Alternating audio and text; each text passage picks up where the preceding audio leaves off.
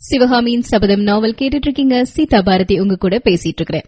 வாதாபி படைகள் கிட்ட மாட்டிக்கிட்டாங்க சிவகாமியும் ஆயனரும் அப்படிங்கிற வரைக்கும் பார்த்தோம் இல்லையா? இதுக்கப்புறமா என்ன நடக்குது அப்படிங்கறத இப்ப தெரிஞ்சுக்கலாம். சிவகாமிக்கு திடீர்னு அங்க ஒரு புதர்ல இருந்து நாகநந்தி அடிகள் வர்ற மாதிரி தெரியுது.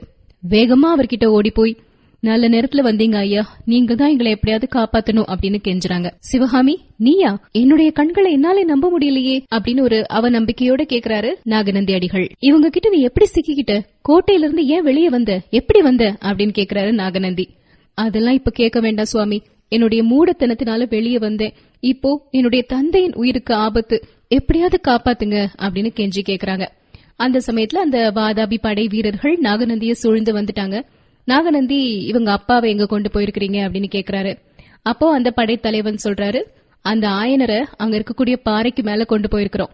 எல்லா சிற்பிகளுடைய ஒரு கையையும் ஒரு காலையும் வெட்டணும் அப்படின்னு மன்னன் புலிகேசி உத்தரவு பிறப்பிச்சிருக்கிறாரு.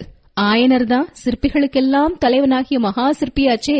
அதனால அவருடைய 2 கைகளையும் 2 கால்களையும் வெட்டுறதுக்காக அந்த பாறைக்கு மேல கொண்டு போயிட்டு இருக்கிறோம் அப்படின்னு அந்த படைத்தலைவன் சொல்றாரு. நாகநந்தி சிவகாமிய பார்த்து, சிவகாமி, உன்னுடைய தந்தைக்கு எதுவுமே ஆகாது, நான் அவரை காப்பாத்தி கூட்டிட்டு வரேன். நீ இவங்களோட சேர்ந்து போ, இந்த வாதாபி படையினரோட போ. நீ நாட்டியம் ஆடக்கூடிய பெண் தானே, உன்னுடைய கால்கள்ல நல்ல வலு இருக்குல்ல, இவங்களோட சேர்ந்து நடந்து போக முடியும் இல்லையா அப்படின்னு கேக்குறாரு. சிவகாமிக்கு என்ன பதில் சொல்றதுன்னே தெரியல.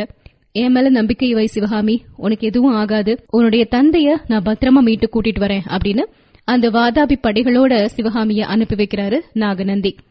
இங்க பாத்தீங்கன்னா இந்த பாறைக்கு மேல கூட்டிட்டு வந்திருக்கிறாங்க ஆயனரை. ஆயனர் அப்படியே பயத்துல கை கால்கள் எல்லாம் நடுங்குற மாதிரி அந்த பாறைக்கு மேல படுத்திருக்கிறாரு. அவருடைய மனசுக்குள்ள என்னென்னமோ ஏராளமான எண்ணங்கள் எல்லாம் வந்துகிட்டே இருந்தன. நாட்டை ஆளக்கூடிய மன்னர்கள் யுத்தம் செய்யறது இயற்கை தான். அப்படி யுத்தம் செய்யக்கூடிய அரசர்கள் போருக்கு அனுப்பக்கூடிய வீரர்களுக்கு ஸ்திரீகளையும் குழந்தைகளையும் வயோதிகர்களையும் பசுக்களையும் கலைஞர்களையும் இம்சிக்க கூடாது அப்படின்னு கட்டளையிடுவாங்க. அரசர்கள் பொல்லாத மூடர்களாகவும் கருணையே இல்லாதவங்களா இருந்தா கூட இப்படி இந்த புலிகேசி மன்னன் இட்ட கட்டளை மாதிரி இடவே மாட்டாங்க. சிற்பிகளையெல்லாம் காலையும் கையையும் வெட்டி போற்று அப்படின்னு கட்டளை இடுறது நடக்கக்கூடிய சம்பவமா? அந்த மாதிரி கட்டளை இடக்கூடிய ராட்சசர்கள் ராஜ்ய சிம்மாசனத்துல ஏறி வீற்றிருக்க முடியுமா? நாட்டு மக்கள் அதெல்லாம் பொறுத்துக்கிட்டு இருப்பாங்களா? அதுலயும் இந்த புலிகேசி சக்கரவர்த்தி யாருடைய ராஜ்யத்துல உலகத்துல இல்லாத கலை அதிசயங்கள், என்றும் அழியாத வர்ணங்களில் தீட்டப்பட்ட அற்புத ஜீவ சித்திரங்கள் எல்லாம் இருக்குதோ, அந்த ராஜ்யத்தின் மன்னரா இப்படிப்பட்ட கொடூரமான கட்டளை இட்டிருக்கிறாரு அப்படின்னு நினைச்சுக்கிட்டே இருக்கிறாரு. அவரால நம்பவே முடியல இப்படி ஒரு கட்டளை வந்திருக்கு அப்படிங்கறதையே. இப்போ எல்லாமே நடந்து முடிஞ்சிருச்சு. இவருடைய கையையும் காலையும் வெட்ட போறாங்க. ஒரு ஆள் அப்படியே பயங்கரமான கத்திய தூக்கிட்டு ஆயனரனுடைய கை கிட்ட வர்றாரு. அடுத்த நொடி என்னுடைய கை வெட்டப்பட்டு துண்டாக விழப்போகுது அப்படின்னு ஆயனர் நினைச்சிட்டு இருக்கும் பொழுது அந்த கத்தியை ஏந்தி இருந்த கையை இன்னொரு கை வந்து பிடிக்கிற மாதிரி தெரியுது. அது யாரு அப்படின்னு பார்த்தா புலிகேசி சக்கரவர்த்தியின் முகம் மாதிரியே இருக்குது. என்னடா இது, புலிகேசி சக்கரவர்த்தி இங்க வந்துட்டாரே அப்படின்னு வியந்து பாக்குறாரு ஆயனர். அதுக்குள்ள அங்கிருந்த அந்த பாறையில இருந்து அப்படியே வழுக்கி அந்த மலையில உருண்டு கீழே விழுந்துட்டாரு. ஆயனர் திரும்பவும் கண் முழிச்சு பார்க்கும் பொழுது அவர் எங்க இருக்கிறாரு அப்படின்னு பாத்தீங்கன்னா அவருடைய அரண்ய வீட்டுலதான் இருக்கிறாரு. ஆனா அந்த வீட்டுல இருந்த அழகழகான சிற்பங்கள் சிலைகள் எல்லாத்தையுமே சளுக்க வீரர்கள், அதாவது வாதாபி நாட்டு வீரர்கள் வந்து செதைச்சு சின்ன பின்னமாக்கி வச்சிருக்காங்க. அங்கேயும் வாதாபி சக்கரவர்த்தி புலிகேசி தான் நிக்கிறாரு. வாதாபி சக்கரவர்த்தி கம்பீரமா நின்னு வெளியே போங்க அப்படின்னு சமிக்ஞை செய்யறாரு. வாதாபி வீரர்கள் கும்பலா வாசல் பக்கம் போயிட்டு இருக்காங்க. இது எல்லாத்தையுமே பாக்குறாரு ஆயனர். எழுந்து போய் அந்த சிலைகளுக்கு என்னாச்சுன்னு பாக்கலான்னு நினைச்சு எந்திரிக்கும் பொழுதுதான் அவருக்கு தெரியுது அந்த மலையில இருந்து கீழே விழுந்ததுல அவருடைய வலது கால் எலும்பு உடைஞ்சிருச்சு அப்படிங்கறது. இப்போ வீட்டுக்குள்ள வர்றாரு மன்னர் புலிகேசி. அவரை நல்லா பாத்துட்டு ஆயனர் சொல்றாரு, பிரபு, உங்க வீரர்கள் இந்த மாதிரி அட்டூழியங்கள் எல்லாம் செய்யலாமா அப்படின்னு. மகா சிற்பியே, மன்னிக்கணும். உங்களுடைய அற்புதமான சிலை வடிவங்களை காப்பாத்துறதுக்காகத்தான் நான் இவ்ளோ கஷ்டப்பட்டுட்டு இருக்கிறேன். நீங்க மயக்கம் போட்டு விழக்கூடிய சமயத்திலேயே அந்த வீரர்கள் இந்த அரண்ய வீட்டுக்கு வந்து இத சிதைச்சுக்கிட்டு இருக்கிறாங்க அப்படிங்கிற விவரம் எனக்கு தெரிஞ்சது. அதனாலதான் நீங்க கீழே விழுந்த உடனே நீங்க மூர்ச்சை தெளியணும் அப்படின்னு கூட காத்துட்டு இருக்காம உங்களை குதிரையில தூக்கி வச்சுட்டு இங்க வந்து சேர்ந்தேன். நான் சரியான நேரத்துல இங்க வந்ததுனாலதான் இந்த அரண்ய வீட்டுல இருந்த சிலைகளையும் சிற்பங்களையும் கொஞ்சமாவது காப்பாத்த முடிஞ்சது அப்படின்னு சொல்றாரு புலிகேசி. இப்போ ஆயனர் புலிகேசியின் முகத்தையே உத்து பாக்குறாரு. என்னடா, புலிகேசி இவ்ளோ நல்லா தமிழ் பேச மாட்டாரே, அதோட இந்த முகத்தை எங்கேயோ பார்த்த மாதிரி இருக்கே அப்படின்னு பாக்குறாரு. அந்த சமயத்துல அந்த வாதாபி சக்கரவர்த்தி மாதிரி வேஷம் போட்டிருந்தது யாரு அப்படின்னா நாகநந்தி தான். அவருடைய தலையில இருந்து அந்த தலைப்பாகையை எடுக்கிறாரு. எடுத்த உடனே நாகநந்தி அடிகள் தான் அப்படிங்கறது தெளிவா தெரிஞ்சிருச்சு ஆயனருக்கு. நாகநந்தி அடிகளா அப்படிங்கிற வார்த்தைகள் ஆயனரின் வாயிலிருந்து வந்தன. ஆமா ஆயனரே, அந்த ஏழை பிக்ஷு தான். சுவாமி, இது என்ன கோலம்? சிநேகிதர்களுக்கு உதவுறதுக்காகத்தான் இந்த மாதிரி கோலம் போண்டேன். சமயத்துல உதவியும் செய்ய முடிஞ்சது. சுவாமி, எனக்கு உதவி செஞ்சு என்னுடைய உயிரை காப்பாத்திருக்கிறீங்க. ஆனா அதனால என்ன பிரயோஜனம்? என்னுடைய மகள் சிவகாமி, அவ எங்கன்னே தெரியலையே. என்னுடைய அவசர எண்ணத்தால என்னுடைய மகளுடைய உயிருக்கு ஆபத்து விளைவிச்சிட்டனே அப்படின்னு அழுறாரு ஆயனர். அதை கேட்ட உடனே அந்த நாகநந்தி புலிகேசி வேடத்துல இருந்தார் இல்லையா, அவர் சொல்றாரு, சிவகாமி இப்போ வாதாபி படைகளோட வாதாபியை நோக்கி போயிட்டு இருக்கா அப்படின்னு. ஐயோ, எப்படியாவது என்னுடைய மகளை காப்பாத்துங்க அப்படின்னு கதறாரு ஆயனர். ஆயனரே, எனக்கு மிகப்பெரிய பொறுப்புகள் இருக்கு. இந்த வாதாபி வீரர்கள் இப்ப வந்து உங்க அரண்ய வீட்டை அழிச்சாங்க இல்லையா, அதே மாதிரியே அடுத்ததா மாமல்லபுரத்தை போய் அழிக்க போறாங்க. நான் மாமல்லபுரத்துல போய் அவங்கள தடுத்து நிறுத்தணும். நான் எங்க போறது சொல்லுங்க? மாமல்லபுரத்துல போய் அந்த சிலைகளையும் சிற்பங்களையும் காப்பாத்தவா, இல்லன்னா உங்க மகள் சிவகாமிய தேடி போய் அவளை காப்பாத்தி கொண்டு வரவா? என்ன செய்யட்டும் அப்படின்னு கேக்குறாரு நாகநந்தி. ஆயனர் வேதனை ததும்பிய குரல்ல, சுவாமி என்னுடைய மகளை காப்பாத்துவாரு. நீங்க மாமல்லபுரத்துக்கு போங்க, உடனே புறப்பட்டு போங்க அப்படின்னு கதறாரு. அவரை திரும்பி திரும்பி பார்த்துட்டே அந்த வேஷதாரி பிக்ஷு அந்த அரண்ய வீட்டுல இருந்து வெளியே போறாரு. அவர் போன உடனே வீட்டுக்குள்ள இருந்து சிவகாமியின் அத்தை தயங்கி தயங்கி வெளியே வர்றாங்க. ஆயனர் பக்கத்துல உட்கார்ந்து, தம்பி என்னாச்சும் உடம்புக்கு அப்படின்னு கேக்குறாங்க. ஆயனர் அதுக்கு பதிலே சொல்லல. அத்தை திடீர்னு பதட்டத்தோட, குழந்தை எங்க, சிவகாமி எங்க அப்படின்னு கேக்குறாங்க. ஆயனர் நிமிர்ந்து உட்கார்ந்து அந்த சிற்ப மண்டபமே அதிரும்படியான உரத்த குரல்ல, அக்கா சிவகாமி எங்க, என்னுடைய மகள் எங்க அப்படின்னு கேக்குறாரு. கேட்டுட்டு தலை குப்புறப்படுத்து விம்மி விம்மி அழுறாரு. ஆயனரின் அந்த அழுகுரலை கேட்டு கொல்லப்புறத்துல இருந்து ரதி அப்படிங்கிற மான்குட்டியும் சுகரும் உள்ள ஓடி வர்றாங்க. ஆயனர் அழுறத பாத்துட்டு அந்த வாயில்லா பிராணிகள் சிலைகளை போல அசையாமல் நின்றன. இந்த சம்பவங்கள்லாம் நடந்துட்டு இருக்கும் பொழுது மகேந்திர பல்லவர் ஒரு மந்திர ஆலோசனை கூட்டத்தை நடத்துறாரு. அங்க கூடி இருந்தவர்கள் முன்னாடி குண்டோதரன் வராரு. அவர் வந்து, அரசே, நான் ஒரு விஷயம் பார்த்தேன். எனக்கு அது ரொம்ப ரொம்ப அதிர்ச்சியா இருந்தது. என்னால நம்பவே முடியல. மாமல்லபுரத்துல இருந்த சிலைகள் எல்லாத்தையுமே சளுக்க வீரர்கள் வந்து சிதைச்சுக்கிட்டு இருந்தாங்க. ஆனா புலிகேசி மன்னன் வந்து அவங்க எல்லாரையும் தாக்கி அந்த சிலைகள் எல்லாத்தையும் காப்பாத்துறத என்னுடைய கண்ணால பார்த்தேன். என்னால நம்பவே முடியல அப்படின்னு சொல்றாரு குண்டோதரன். உடனே மகேந்திர பல்லவர் சிரிச்சுக்கிட்டே, சிறு துரும்பும் பல்குத்த உதவும்னு சொல்லுவாங்க இல்லையா, அந்த மாதிரி அங்க போய் அந்த சிலைகள் எல்லாத்தையும் காப்பாத்தினது வாதாபி சக்கரவர்த்தி புலிகேசி கிடையாது, புத்த பிக்ஷு நாகநந்தி தான் அப்படின்னு சொல்றாரு. நாகநந்தியா அப்படின்னு எல்லாருமே சூழ்ந்திருந்த எல்லாரும் ஆச்சரியத்தோட பாக்குறாங்க.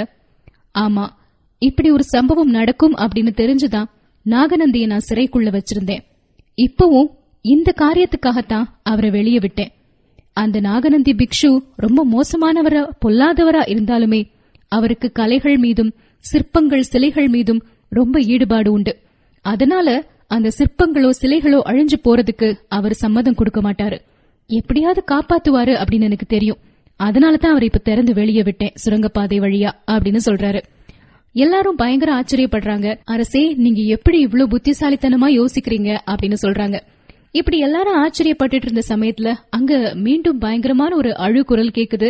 யாரு அப்படின்னா கமலி. கமலி அப்படியே அழுதுகிட்டே ஓடி வர்றாங்க. மகாபிரபு, என்ன மன்னிக்கணும், என்ன தயவு செஞ்சு மன்னிச்சிடுங்க அப்படின்னு கதறாங்க. என்ன நடந்துச்சு கமலி, என்ன விஷயம், விளக்கமா சொல்லு அப்படின்னு கேக்குறாரு மகாராஜா. கமலி சொல்ல ஆரம்பிக்கிறாங்க.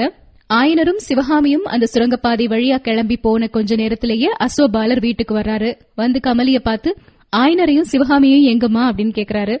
அவங்க சும்மா கோயிலெல்லாம் சுத்தி பார்க்க போயிருக்காங்க மாமா அப்படின்னு போய் சொல்றாங்க கமலி. அப்ப அசோபாலர் சொல்றாரு, நல்ல வேளை கோட்டையை விட்டு வெளியே போகல. கோட்டைக்கு வெளியே இந்த வாதாபி படைகள் பயங்கரமா எல்லா ரகளைகளையும் அட்டூழியங்களையும் செஞ்சிட்டு இருக்காங்களாம். யார பார்த்தாலும் அவங்கள கொல்றது, சிற்பிகளோட கைகளையும் கால்களையும் வெட்டுறது, இந்த மாதிரி மூர்க்கத்தனமான வேலைகள் எல்லாம் செஞ்சிட்டு இருக்காங்களாம். நல்ல வேளை ஆயனரும் சிவகாமியும் கோட்டையை விட்டு வெளியே போகல அப்படிங்கிறாரு அஸ்வபாலர். இத கேட்ட உடனே கமலிக்கு என்ன செய்யறதுன்னு தெரியல. தலையில அடிச்சுட்டு அழ ஆரம்பிக்கிறாங்க. தப்பு பண்ணிட்டேன் மாமா, நான் அந்த சுரங்கப்பாதை வழியா அவங்கள வெளியே போக அனுப்பிட்டேன் அப்படின்னு சொல்றாங்க. சொன்ன உடனே அசோபாலருக்கு ரொம்ப கோவம் வந்து, என்ன காரியம் பண்ணிருக்கிற கமலி அப்படின்னு திட்டுறாரு. உடனடியா இந்த விஷயத்த போய் மகாராஜா கிட்ட சொல்லு அப்படிங்கிறாரு. அதுக்காகத்தான் ராஜாவை பார்த்து இந்த விஷயத்த சொல்றதுக்காக கமலி வந்திருக்காங்க. மகாராஜா மகேந்திர சக்கரவர்த்தி இத கேள்விப்பட்ட உடனே அவருக்கு என்ன செய்யறதுன்னே தெரியல. சிவகாமிய பத்திரமா பாக்கல, அவளுக்கு ஏதாவது ஒரு பிரச்சனை ஆகிருச்சு அப்படின்னா மாமல்லர் கிட்ட எப்படி பதில் சொல்ல முடியும் மகேந்திர பல்லவரால? அதனால கோட்டையை சுற்றி எல்லா புறங்கள்லயும் ஆட்களை அனுப்பி சிவகாமி எங்க இருந்தாலும் காப்பாற்றி கொண்டு வரணும் அப்படின்னு சொல்லிட்டு ஒரு கட்டளையை பிறப்பிக்கிறாரு மகேந்திர சக்கரவர்த்தி. இங்க நம்ம மாமல்லர் என்ன பண்றாரு அப்படின்னு பாத்தீங்கன்னா, அவர் பாண்டிய மன்னரோட போர் செய்யறதுக்காக போனார் இல்லையா, போர்ல வெற்றி வாகை சூடிட்டு திரும்பி வந்துட்டே இருக்கிறாரு. வர்ற வழியில மண்டபப்பட்டு கிராமத்துல வந்து சிவகாமிய பாக்கணும் அப்படின்னு ஆசைப்படுறாரு. ஆனா 2 நாட்களுக்கு முன்னாடியே அந்த ரதத்தை ஓட்டக்கூடிய கண்ணபிரான அனுப்பி அங்க சிவகாமி இருக்கிறாங்களா இல்லையா அப்படிங்கிற தகவலை தெரிஞ்சுட்டு வர அனுப்பியிருக்கிறாரு. கண்ணபிரான் அங்க போயிட்டு வந்து என்ன செய்தி சொன்னாரு அப்படின்னா, சிவகாமி மண்டபப்பட்டுல இல்ல, சிவகாமிய காஞ்சிபுரத்துக்கு கூட்டிட்டு வந்துட்டாரு மகேந்திர சக்கரவர்த்தி அப்படின்னு கண்ணபிரான் சொல்றாரு. நம்ம அப்பா எவ்வளவு நல்ல காரியம் செஞ்சிருக்கிறாரு, சிவகாமிக்கு எந்த ஆபத்தும் வந்துடக்கூடாதுங்கிறதுக்காக பத்திரமா காஞ்சிபுரத்துக்கு கூட்டி கொண்டு வச்சிருக்கிறாரு.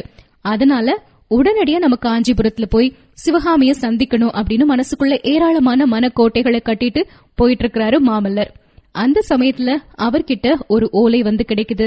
அந்த ஓலை யார் எழுதினது அப்படின்னா, அவருடைய அப்பா மகேந்திர சக்கரவர்த்தி எழுதிய ஓலை. அதுல அவர் எழுதியிருக்கிறாரு, அருமை புதல்வன் வீர மாமல்லருக்கு கர்வபங்கம் அடைந்த தந்தை மகேந்திரவர்மன் கண்ணில் கண்ணீருடனும் மனதில் துயரத்துடனும் எழுதி கொண்டது. மகனே, என்னுடைய சாணக்கிய தந்திரம் எல்லாம் கடைசியில பயனற்று போயிருச்சு. நான் ஏமாந்துட்டேன். உன்னுடைய நேர்மையான யோசனையை கேட்காம போனதுக்காக அளவில்லாத துயரம் அடைஞ்சிருக்கிறேன். மகனே, அந்த பாதக புலிகேசி என்னை வஞ்சித்துட்டான். 2 வாரம் காஞ்சி அரண்மனையில தங்கி சாப்பிட்டு நட்புரிமை கொண்டாடி சல்லாபம் செஞ்சுட்டு போனவன் மகத்தான துரோகம் செஞ்சுட்டான். தொண்டை மண்டலத்து கிராமங்களையும் பட்டணங்களையும் கொளுத்தவும், சிற்பங்களையெல்லாம் உடைக்கவும், குடிகளை இம்சிக்கவும் அந்த மூர்க்க ராட்சசன் கட்டளையிட்டு இருக்கிறானா. ஐயோ குமாரா, எப்படி உங்ககிட்ட நான் சொல்லுவேன்? பல்லவ ராஜ்யத்தின் சிறந்த கலை செல்வம் கூட பறி போயிருச்சோன்னு நினைச்சு நான் பயப்படுறேன். மாமல்லா, என்ன மன்னிச்சிரு. இதோ என்னுடைய தவறுகளுக்கு பிராயச்சித்தம் செய்து கொள்ள புறப்படுறேன். கோட்டையில உள்ள சைனியங்களை அழைச்சிட்டு நான் கிளம்புறேன். சேனாபதி கலிப்பகையும் என் கூட வர்றாரு. குமாரா, காஞ்சி சுந்தரி பாதுகாப்பின்றி அனாதையா இருக்கிறா. நீயும் உன்னுடைய தோழன் பரஞ்சோதியும் தான் அவளை காப்பாற்றணும். காஞ்சி கோட்டைக்கு நான் திரும்பி வருவேனா அப்படிங்கறது சந்தேகம்தான். உன்னை உயிரோடு பாப்பேனா அப்படிங்கறதும் நிச்சயமே இல்ல. போர்க்களத்துல எனக்கு வீர மரணம் கிடைச்சதுன்னா அதைவிட நான் பெறக்கூடிய பேரு எனக்கு வேற எதுவுமே இல்ல. மகனே, நான் செஞ்ச துரோகத்தை மன்னிச்சிரு, மறந்துடு, என்ன கூட மறந்துடு. ஆனா 600 ஆண்டுகளாக வாழையடி வாழையாய் வந்த பல்லவ வம்சத்துக்கு இனிமே உன்னை தவிர வேற கதி இல்ல, அதை மட்டும் மறந்துடாத அப்படின்னு எழுதியிருக்கிறாரு. அதே மாதிரி மாமல்லருக்கு கொடுத்த ஓலை மாதிரியே பரஞ்சோதிக்கும் ஒரு ஓலை கொடுத்திருக்கிறாரு மகேந்திர சக்கரவர்த்தி. அதுல, அருமை பரஞ்சோதிக்கு, நீ என்ன நிறைய தடவை வாழ்க்கையில தவறே செஞ்சது கிடையாதான்னு கேட்டிருக்கிற. நானும் அகம்பாவத்தோட கிடையாதுன்னு சொல்லிருக்கிறேன்.